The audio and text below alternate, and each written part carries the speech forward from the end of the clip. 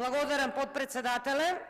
Согласно член 129 став 2, барам да се обезбеди присуството на известителот на седмицата, а тоа е госпоѓата Марија Георгиевска, за да можеме да дебатираме со предлагачот на едно вакво криминално решение, криминален предлог, да подискутираме со предлагачот, предлагачката, како тоа она усредно ки текна дека може вака да ги предложи уставните судии. Ке повторам, член 129 став 2, известителот на работното тело на седмицата на собранието ги застапува ставовите на работното тело. Јас сум член од работното тело за кое што станува збор. Не ја гледам госпоѓата Марија Георгиевска тука, а таа е единствениот подпишан предлагач во овој предлог. Не е извештај, не е решение, не е одлука, туку е предлог, па би сакала да го овозможите незиното присуство тука, за да можам прашањата кои што сакам да ги поставам, да има простор жената, колешката да ми одговори. Ке ве молам да ми го стопирате времето и да ми одговорите дали може да го обезбедите незиното присуство или не. Предлогот доаѓа од комисија и вие знаете, долго години сте пратеник во ова собрание. Нема обврска колешката Марија Георгиевска да биде присутна на седница, освен ако има добра волја да и чувствува потреба дека треба да ви одговори. Повелете, продолжете.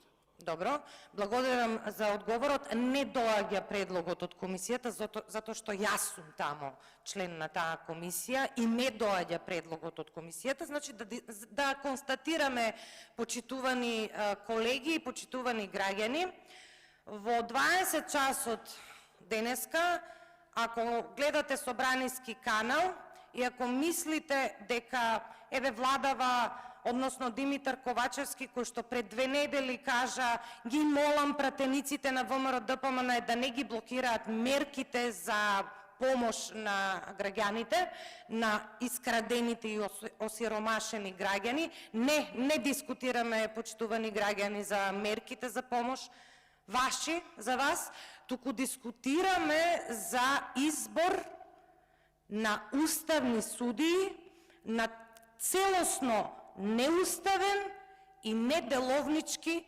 начин. И текнало, ги слушате медиумите блиски до власта деновиве, како ја подготвуваат јавноста дека мора да се најде начин за писмата на Добрила Кацарска, кој што ги упатува до, јас би рекла, неформалниот уставен судија Талат Џафери, председателот на собрание. Во слободно време тој толкува устав и е уставен судија и помага на Добрила Кацарска, председателката на Уставниот суд, која што пак е чувена на Колумбија на универзитетот, се изучува како не треба да се суди председателката на Уставниот суд.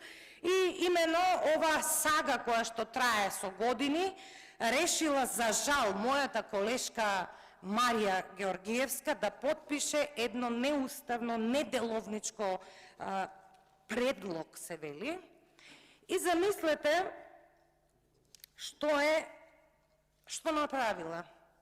Јас верувам дека она тоа го нема направено, но нејзиниот подпис стои тука. Единствено нејзиниот. Послушала некој кој што и рекол: терај ке помине како што помина и се до сега.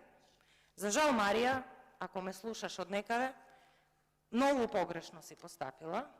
И сите овие денеска што те тапшат, што ти се смеат, што ти викаат: добро е, мајцо, терај, кога ќе дојде жешкото, никој нема да биде со тебе. Ова ти го гарантирам. Ова ти го гарантирам, дека си направила многу голема грешка, а прво нешто што би било неуставно и ќе треба Уставниот суд да се занимава и да го укине, е ова предлог одлука за избор на уставни судии. Веднаш ќе кажам што е тука неуставно, односно што е неделовнички. Согласно уставот по кој што ние работиме, а тоа е деловник за работа на Собранието на Република Македонија, прекршени се 2 члена од деловникот за работа, а тоа се членот 128 и членот 129.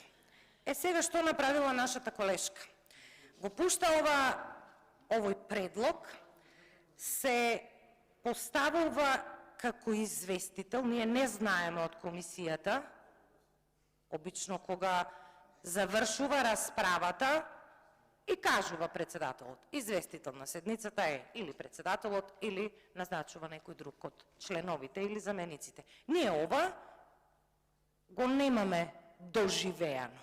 Кликнете на страната на Собранието, ќе видите дека комисијата за избор и именување не е завршена. Сега, на што се повикала Марија?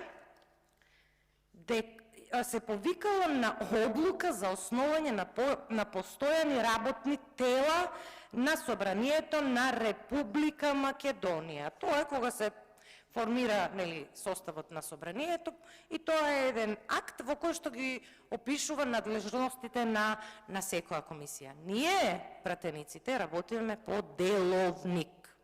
Она што цитирала, односно што и напишала Марија, подпишала е во целосна спротивност од деловникот член 128 и член 129, каде што вели дека мора да има извештај, знаете сите вие.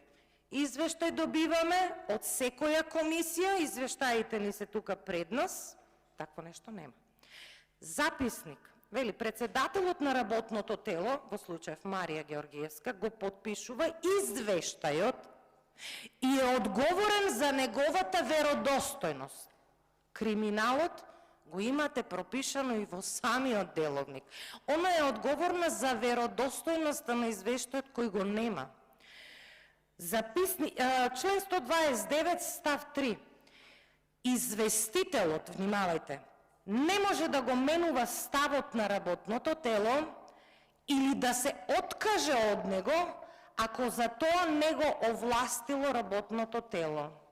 Ние немавме завршно, бидејќи седницата не е завршена, како што знаете сите, да направиме записник, па има еден деловник за работа на комисијата, кој што беше спорно дали важи, дали не важи, па во член 18 од тој деловник вели за работа на седницата на комисијата се води записник, записникот го води и оригиналите на записниците ги чува секретарот. Значи, бидејќи немам доволно време, ќе констатирам дека тежок криминал, тежок преседан е направено, не е воопшто чудно. Мислам, видете, оваа сала има голема институционална меморија и памти многу неуставни работи направено во ова. Граѓаните знаат.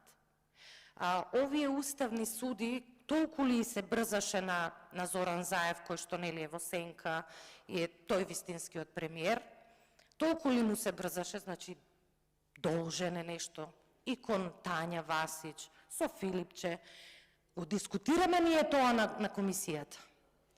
Ама многу им се брзало и сега Кацарска, што треба да направи?